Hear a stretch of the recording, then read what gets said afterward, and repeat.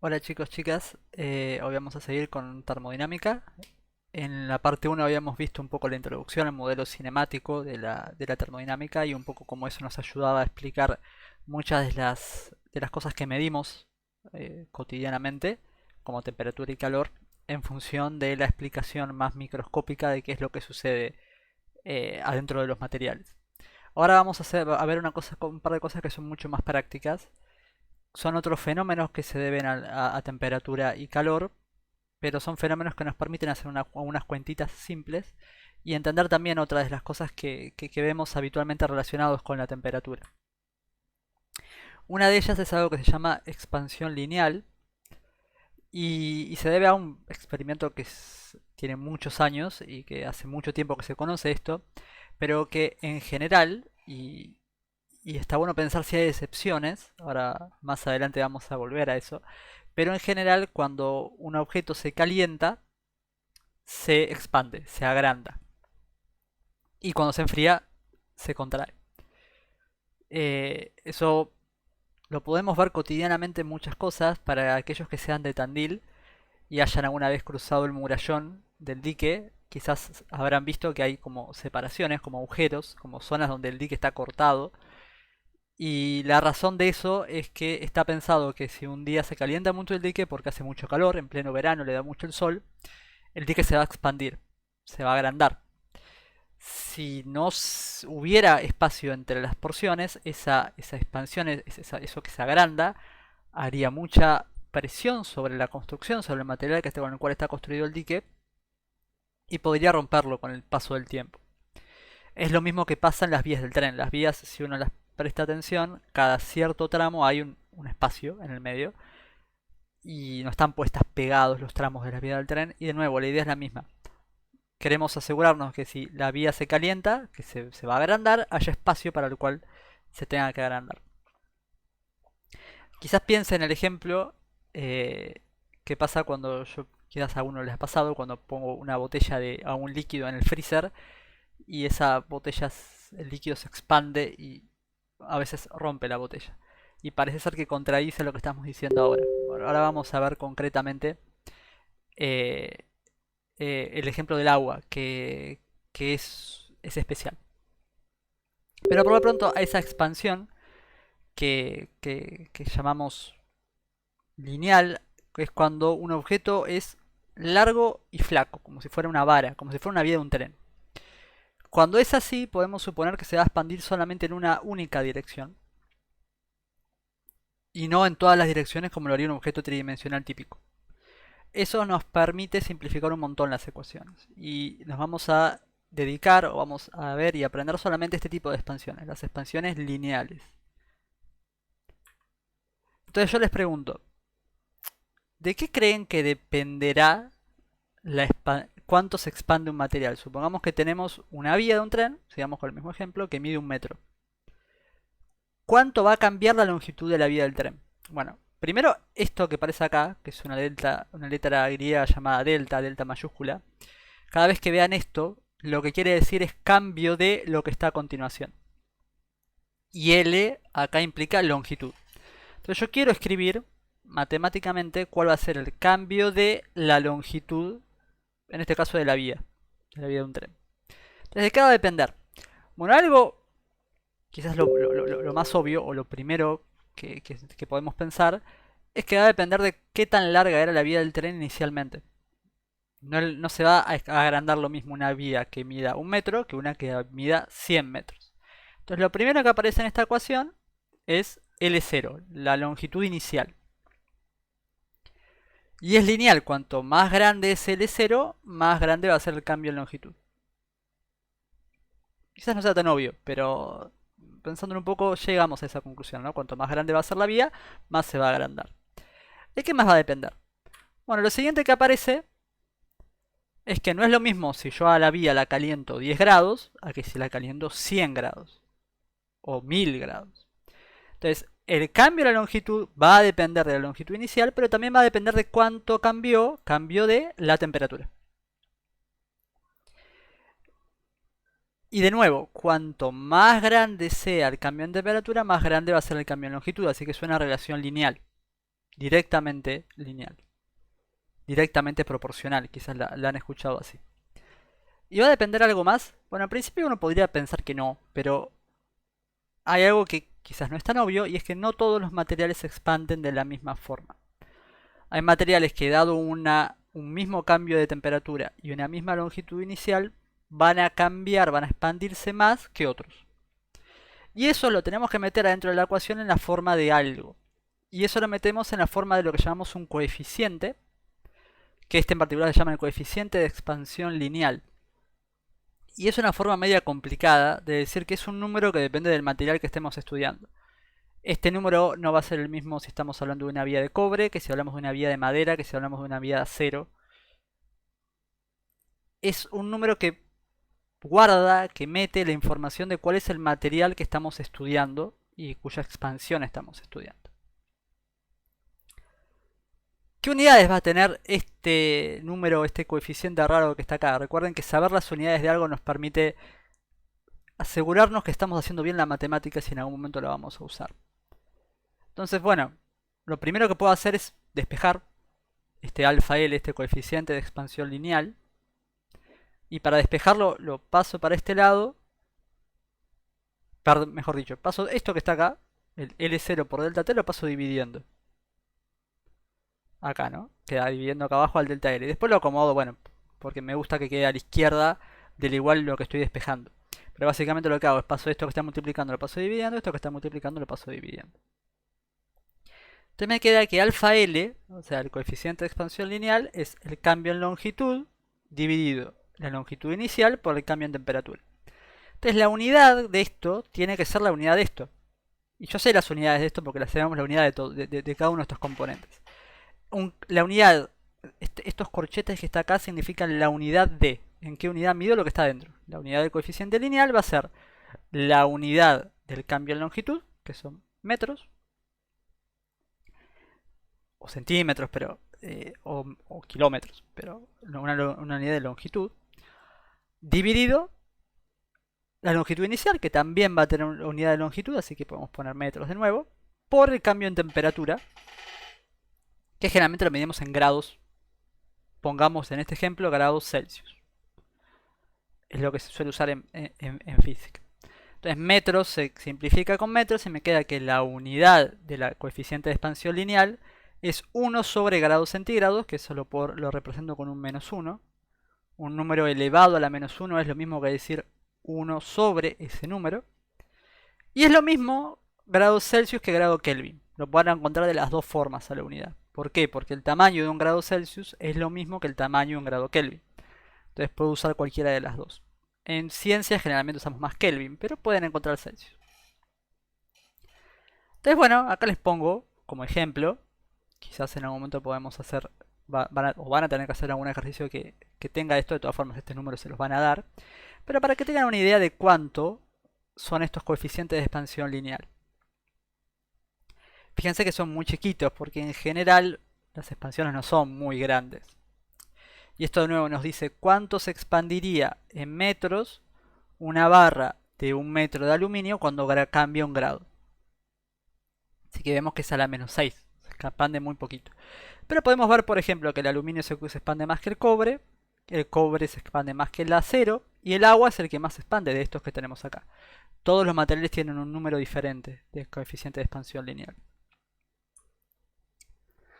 Y acá les pongo un ejemplo de algo que es muy útil.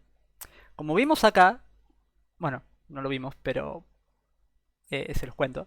El cobre y el hierro, no tenemos justamente el número de hierro acá, pero es muy parecido al del acero, porque al fin y al cabo el acero es un tipo de hierro. Tienen coeficientes de expansión diferentes.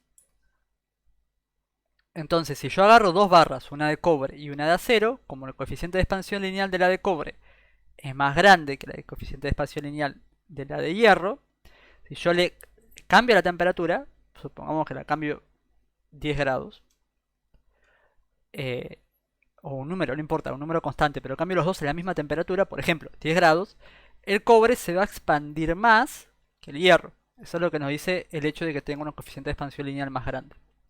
Si están separados, no va a pasar nada. Bueno, no se expande más que el otro y listo. Pero ¿qué pasa si los pego?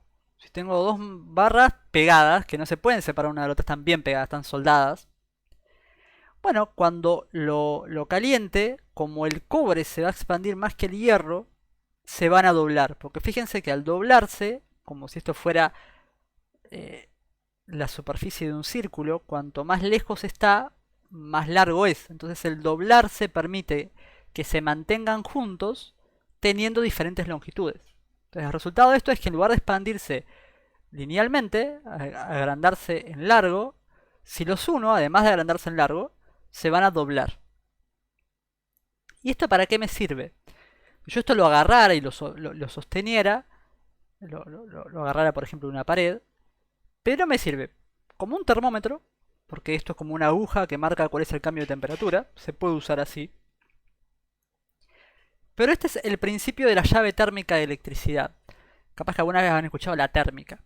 La térmica de la electricidad, cuando salta la térmica, eso se debe a que, lo vamos a ver con más detalle cuando veamos electricidad, pero cuando circula mucha corriente en un circuito, algo que generalmente es peligroso y queremos evitar, en el circuito de la casa, por ejemplo, los materiales que hacen por los que circula esa corriente se calientan. Entonces yo puedo hacer algo, imagínense que acá hay otro metal que está conectado, puedo hacer algo que cuando este cable, que está compuesto de dos materiales distintos, se caliente suficiente, se mueve, se separe y corta el circuito y hace saltar la térmica. Es un ejemplo en donde es útil este tipo de cálculos. Y esto se hace porque alguien calculó los dos coeficientes de expansiones lineales y calculó que iba a suceder eso. Es un uso práctico de lo que estamos viendo ahora. Y un caso especial, les dije que íbamos a ver un caso especial, es el caso del agua.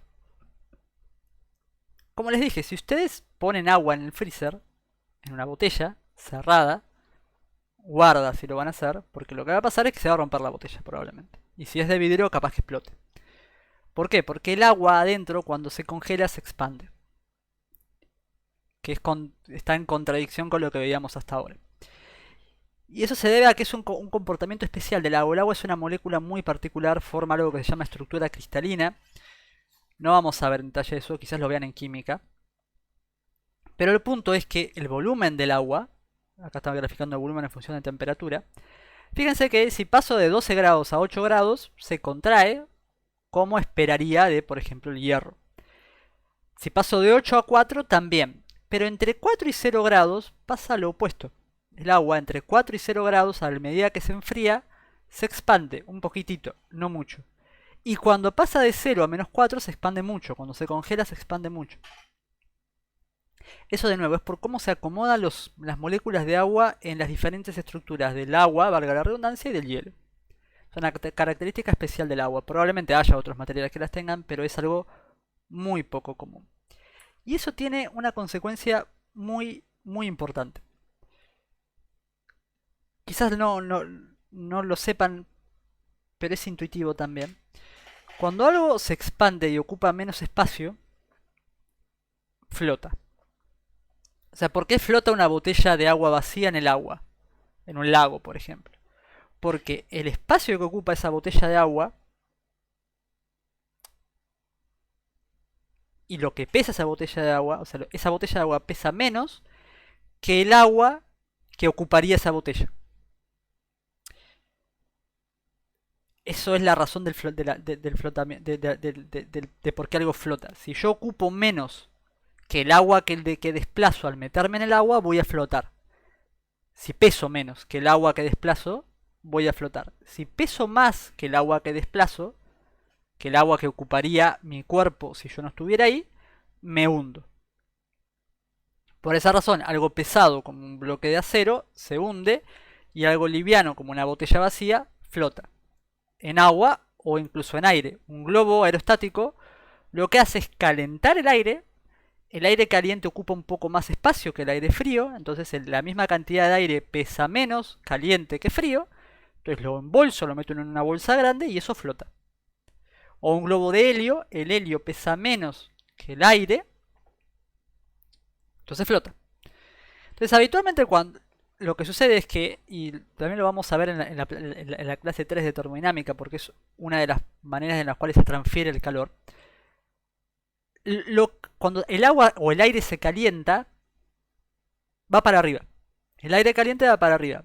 En general, el agua caliente también va para arriba, salvo en estas temperaturas especiales. ¿Y por qué esto es especial? Importante.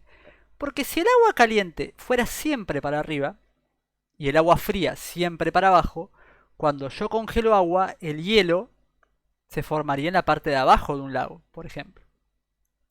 Entonces en invierno, en las zonas más nórdicas o más al sur, donde el lago se congelan, el hielo se formaría de abajo hacia arriba, congelando todo el volumen del lago y probablemente matando a todos los alemanes que hay ahí.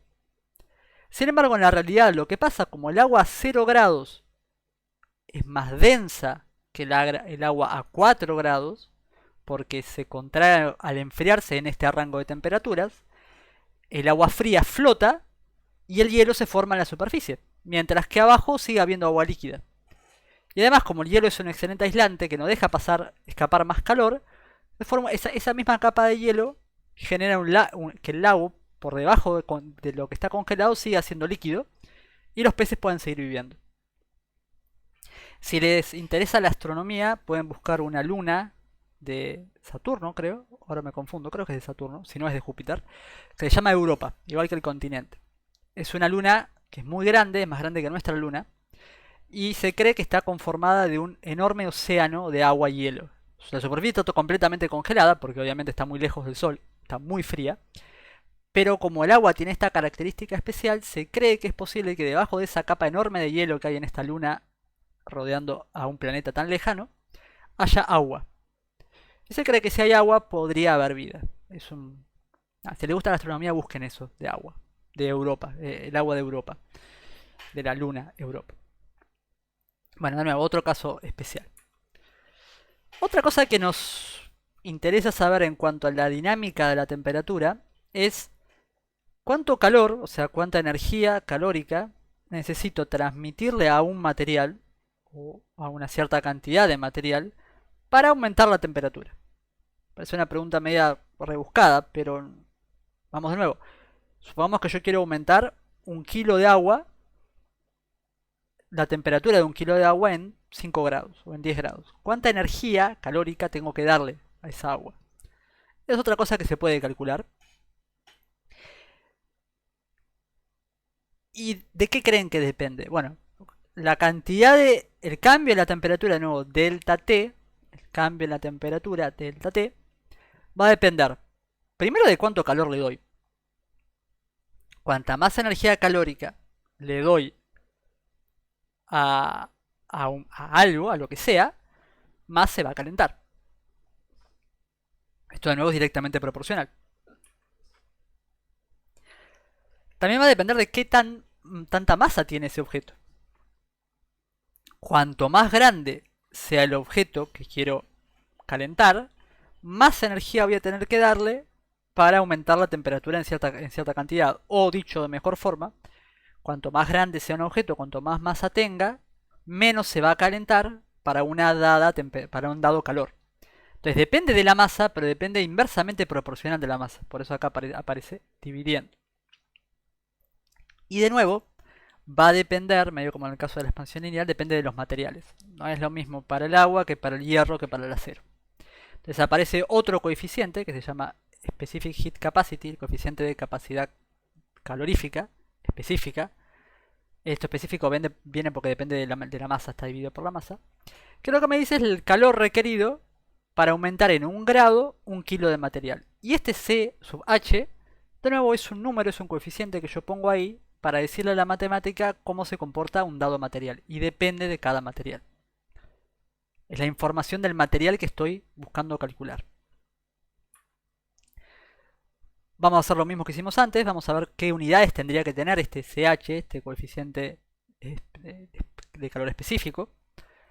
Lo primero que puedo hacer es despejarlo de esta ecuación.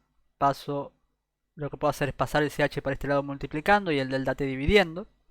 Me queda que este coeficiente de calor específico es Q sobre M por delta T, por el cambio en temperatura. Entonces las unidades de calor específico va a ser las unidades de calor, que como es energía son joules, dividido las unidades de masa, que son kilogramos, por las unidades del cambio de temperatura, que son grados o lo que es lo mismo grados Kelvin, grados Celsius o grados Kelvin. Así que este masacote es la unidad del calor específico o este otro, en Celsius o en Kelvin. Y de nuevo, algunos ejemplos de estos números, como para que tengan. Fíjense, viendo estos números, traten de responder esta pregunta. ¿Qué se va a calentar más rápido? ¿El agua o el suelo? Soil es suelo, es tierra. Bueno, la respuesta es que lo que más se va a calentar más rápido va a ser el suelo, porque necesita menos energía para aumentar 1 grado Celsius, 1 kilo de suelo, que la energía que necesito para aumentar 1 grado Celsius, 1 kilo de agua. Y esto tiene consecuencias. Si acá vemos, esto es un mapa de la capacidad calorífica del suelo del planeta Tierra. O mejor dicho, esto es un mapa de la temperatura, de los cambios de temperatura en un determinado dado en el planeta Tierra. ¿Y qué es lo que vemos?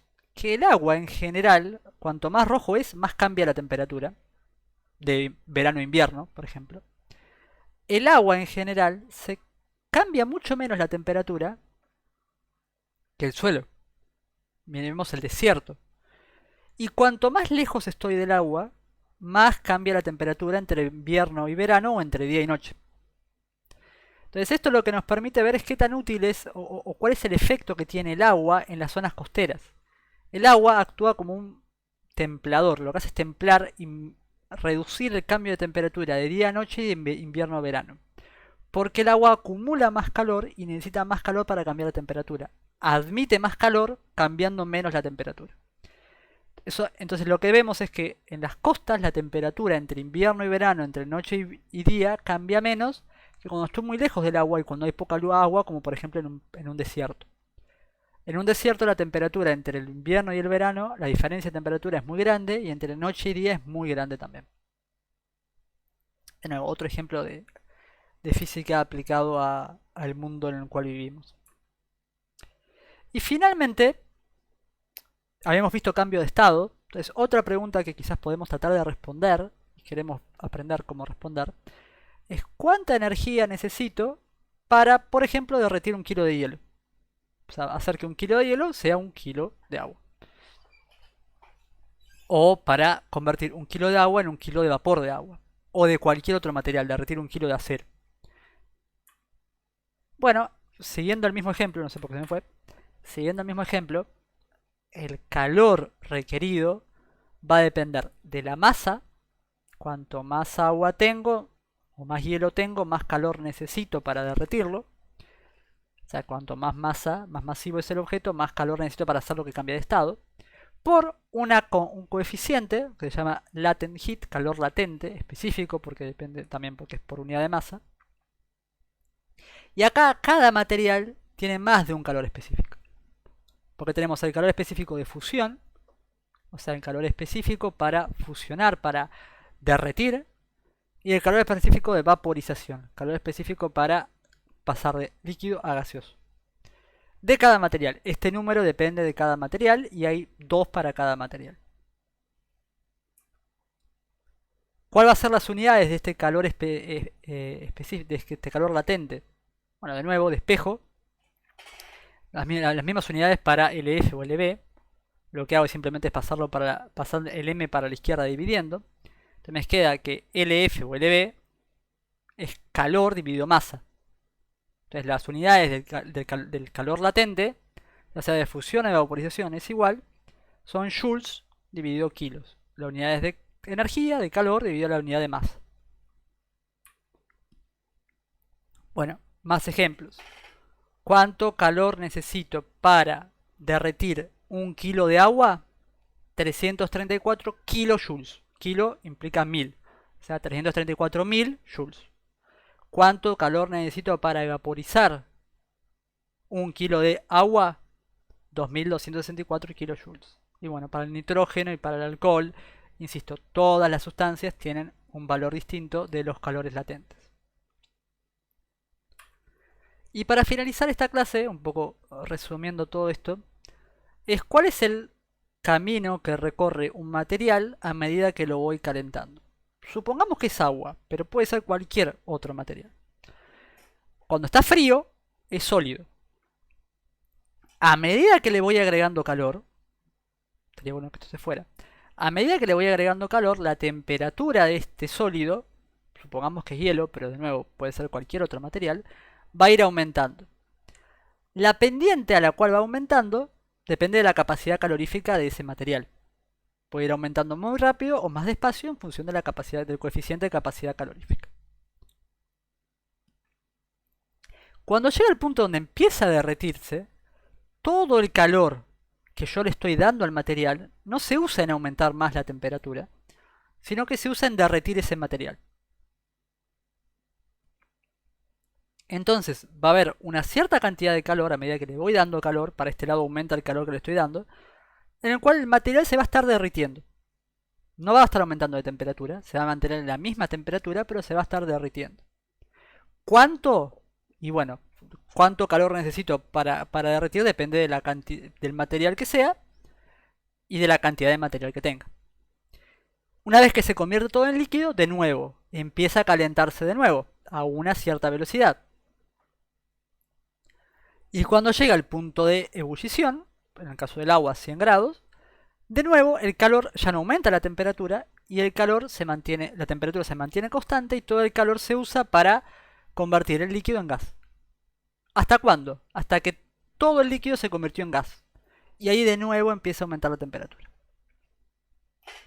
Algo que quiero que saquen de esto. Y bueno, puedo seguir el camino inverso si en lugar de agregar calor, quito calor.